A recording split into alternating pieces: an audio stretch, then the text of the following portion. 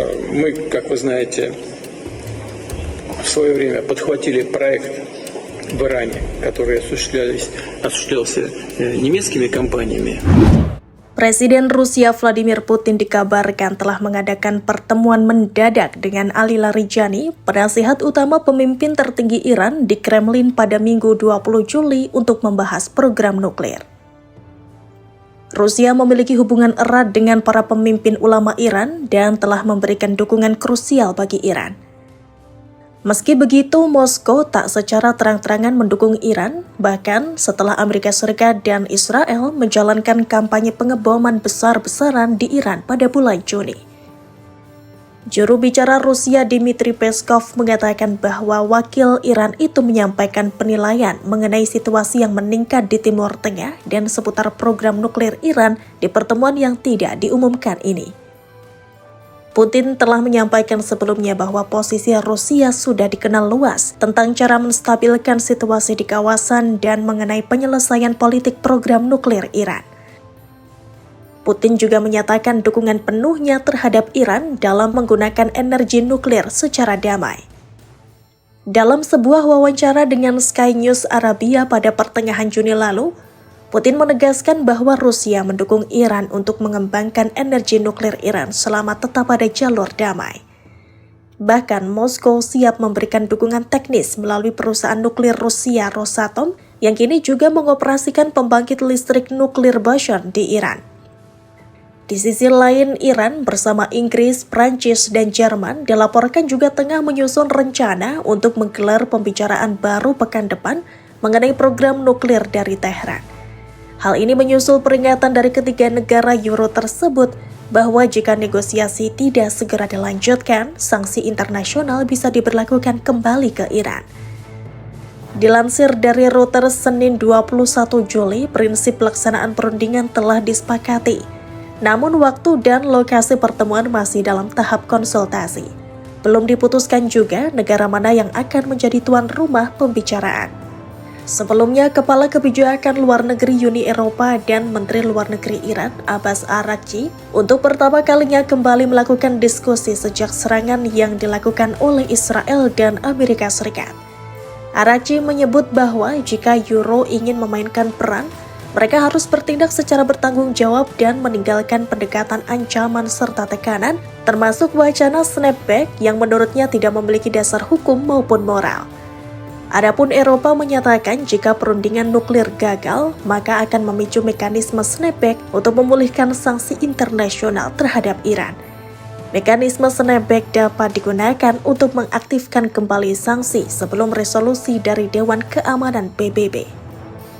Adapun Tehran dan Washington sempat menggelar 5 putaran pembicaraan nuklir dengan mediasi dari Oman.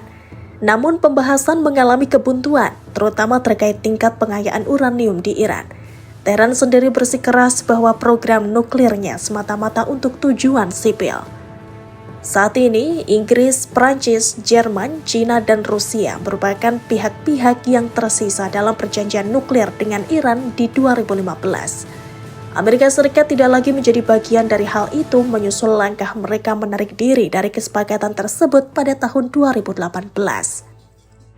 Pekan lalu Rusia mengecam pemberitaan dari media Amerika Serikat Axios yang mengutip sumber anonim yang mengatakan bahwa Putin telah mendorong Iran menerima kesepakatan dengan Amerika Serikat yang akan mencegah Republik Islam tersebut memperkaya uranium. Rusia sejak awal adalah pendukung program nuklir sipil Iran. Perusahaan energi nuklir negara itu, Rosatom, terlibat langsung dalam pembangunan reaktor nuklir Bushehr di Iran. Namun belakangan muncul spekulasi yang lebih serius. Apakah dukungan itu tetap dalam ranah sipil atau telah mengarah ke dukungan pengayaan uranium tingkat tinggi yang bisa digunakan untuk senjata? Kepentingan Rusia sebenarnya cukup jelas. Dalam era pasca Perang Dingin, Moskow berupaya membangun blok kekuatan yang bisa menandingi hegemoni Barat. Iran adalah mitra penting dalam hal ini. Selain sebagai pasar senjata dan teknologi, Iran juga memainkan peran penting dalam menstabilkan pengaruh Rusia di kawasan, khususnya dalam konflik Suriah dan menghadapi dominasi Amerika Serikat. Dengan memberi ruang bagi Iran untuk mendekati ambang kekuatan nuklir, Rusia menciptakan tekanan terhadap Amerika Serikat dan sekutunya. Ini adalah kartu strategi yang sangat efektif. Iran yang kuat akan memaksa Washington untuk tetap mengalihkan perhatian dan sumber dayanya ke Timur Tengah. Sementara Rusia dapat lebih leluasa menggerakkan pengaruhnya di Ukraina, Asia Tengah, bahkan Afrika. Jika Rusia sudah jelas berada dalam posisi mendukung Iran secara strategis, maka yang mengejutkan adalah sikap 3 negara besar Eropa, yakni Jerman, Prancis, dan Inggris. Ketiganya adalah bagian dari E3 atau trio kekuatan Eropa yang terlibat aktif dalam perundingan nuklir dengan Iran. Di permukaan mereka tampil sebagai penyeimbang, mendesak Iran untuk mematuhi ketentuan JCPOA dan menentang pengayaan uranium tingkat tinggi. Namun beredar rumor ditemukannya bocoran dokumen diplomatik dan laporan dari lembaga intelijen independen yang mengungkapkan adanya celah dalam retorika mereka. Rumor itu terkait sejumlah perusahaan teknologi tinggi dari Jerman dan Prancis yang dilaporkan telah mengekspor komponen dual use atau berfungsi ganda baik sipil maupun militer ke Iran melalui negara-negara ketiga.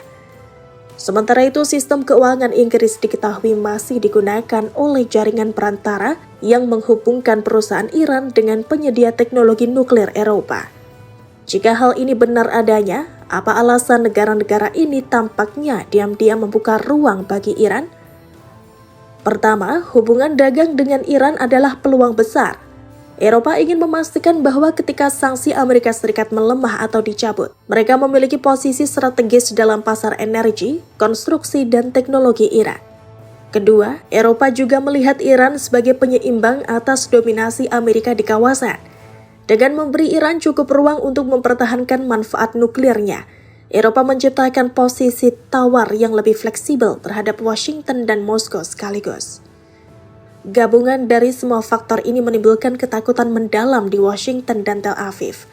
Mereka tidak hanya takut pada senjata nuklir itu sendiri, tapi pada perubahan struktur kekuatan global yang akan menyertainya.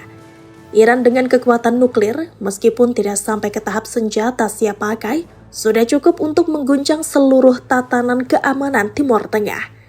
Bagi Israel, ini bisa berarti berakhirnya keunggulan militer absolut yang selama ini mereka miliki di kawasan. Bagi Amerika Serikat, ini bisa menjadi awal dari keruntuhan tatanan dunia yang mereka bentuk sejak Perang Dunia II, dengan Iran menjadi simbol dari kebangkitan kekuatan non-Barat. Lebih mengkhawatirkan lagi adalah kenyataan bahwa sekutu-sekutu tradisional Amerika Serikat seperti Inggris, Jerman, dan Prancis tidak lagi sepenuhnya sejalan. Dalam dunia multipolar yang kini sedang terbentuk, loyalitas diplomatik tidak lagi absolut. Bahkan dalam isu yang selama ini menjadi garis merah bagi Barat, yaitu proliferasi senjata nuklir, terdapat celah besar dalam sikap dan tindakan nyata para pemain utama. Amerika Serikat dan Israel meskipun masih menjadi kekuatan militer dominan, kini harus menghadapi kenyataan bahwa dunia berubah.